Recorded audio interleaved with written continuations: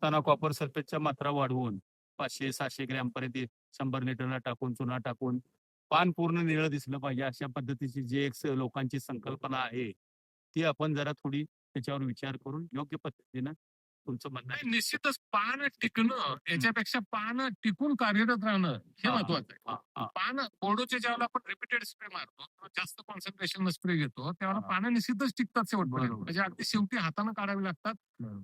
परंतु ते टिकणं आणि त्याची कार्यक्षमता असणं ह्या दोन वेगवेगळ्या गोष्टी आहेत. बरोबर. पान टिकलं पण पाहिजे आणि ते कार्यक्षम राहिलं पाहिजे शेवटपर्यंत. तर ह्या दोन गोष्टी अतिशय महत्वाच्या आहेत. याच्यासाठी बोर्डोचे लेअर तयार करणं, पानं रंगवणं हा जो काही कन्सेप्ट आहे थोडासा आपण आता बदलला पाहिजे.